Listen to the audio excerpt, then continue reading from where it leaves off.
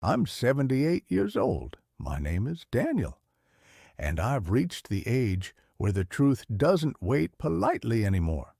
I don't say that for sympathy. I don't need it.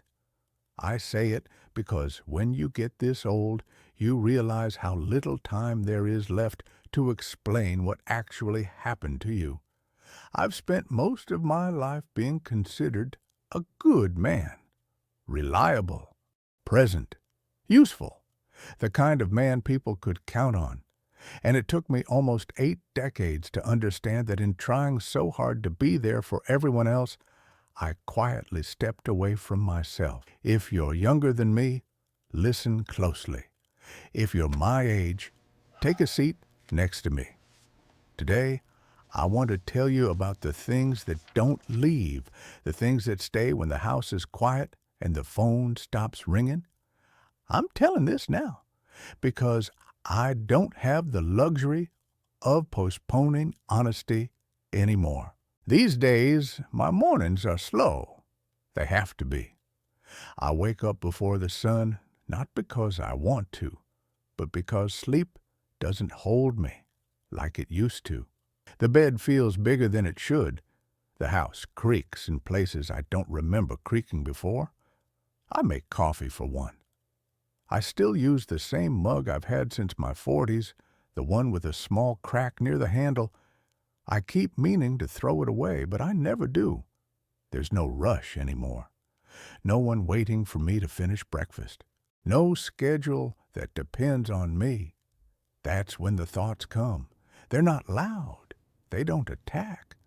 They just sit down with me. I look around this house, filled with furniture I once chose carefully, and I realize how many decisions I made based on what was expected of me, what was needed, what was responsible. I thought that was what a life was supposed to be. When I was younger, I didn't feel like I was sacrificing anything. That's the part that still surprises me. In my 20s, I worked long hours. Everyone did. That was normal. I got married young.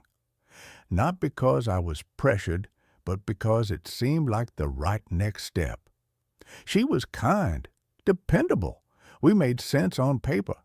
I took the job that paid better instead of the one that interested me more. I told myself passion was for hobbies, not for keeping the lights on. I said yes more than I said no.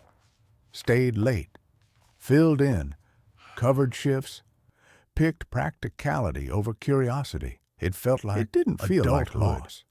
I remember my 30s as a blur of routines. Same alarm, same commute, same polite conversations. I was proud of being needed, proud of being reliable. When someone asked how I was doing, I said, busy, and it sounded like an achievement. I didn't notice how little space there was for my own voice. I didn't notice because no one complained. No one ever said, Daniel, you're disappearing, so I assumed I wasn't. My children remember me as present but distracted. I was there physically, at the table, at the games, but always half elsewhere, thinking about bills, deadlines. Next week, I thought being there was enough. I missed small things, not milestones, small things.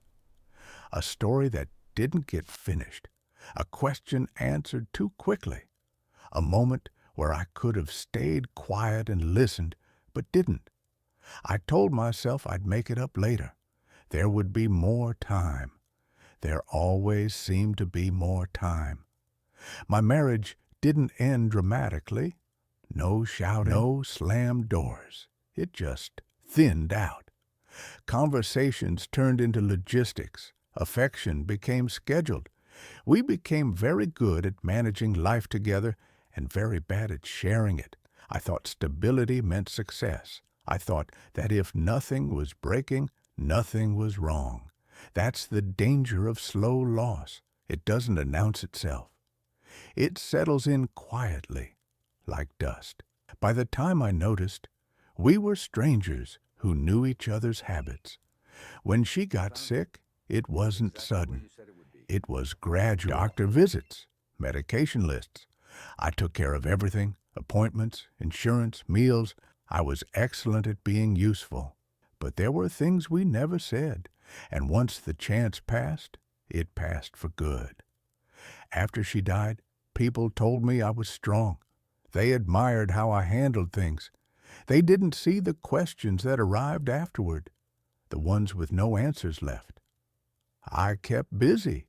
That's what I knew how to do. Retirement came and went without celebration. No grand relief, just an empty calendar. That's when I realized how much my identity had been borrowed. When the roles disappeared, I didn't know who I was without them. I tried hobbies, joined groups, read books I'd always said I would read someday. But something had already closed. Not dramatically, just quietly. I had spent decades prioritizing everything except the one thing I couldn't replace later, myself. I don't mean dreams of fame or adventure. I mean presence, curiosity, choosing sometimes based on what felt true instead of what looked right. There was a moment not long ago that made it unmistakably clear. I was sitting in the living room, late afternoon light coming through the window, and my phone rang. It was a number I didn't recognize. It was an old co-worker's daughter calling to let me know he'd passed away. She said my name carefully, like it belonged to someone she wasn't sure existed. I realized then how thin my footprint was. I had given so much time, so much energy, and yet so little of myself had actually stayed with anyone. That's when the weight of it arrived. Not guilt, not anger, just clarity. There are things you cannot fix late. You cannot return to moments you never fully entered. You cannot reclaim years spent postponing yourself. I can't go back and sit longer at the table. I can't ask the questions I avoided. I can't be more present in moments that already ended. All I can do is name. So, if you're listening to this, understand something. Putting everyone else first doesn't feel like a mistake while you're doing it. It feels like responsibility, like maturity. But if you never check in with yourself, if you never ask what you're giving up quietly, you may wake up one day surrounded by proof of a life well managed and feel strangely absent from it. I'm not saying don't care for others. I'm saying don't vanish while doing it. I wish I had known that being dependable shouldn't cost you your voice. That approval fades faster than presence. That later is not a promise. If this meant something to you, maybe let it sit for a moment. You don't have to change anything today. Just notice yourself, and if you want to, share your own experiences or stories in the comments. I read them. They remind me I'm not alone.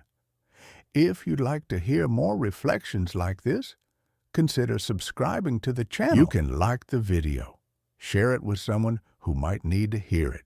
I didn't say these things soon enough in my own life, but maybe they can arrive on time for someone else. At 78, I don't have many grand plans left, just quiet mornings, honest thoughts, and the hope that telling the truth, even late, still matters. Because the hardest thing isn't growing old. It's realizing how much of yourself you left behind while you were busy being everything else.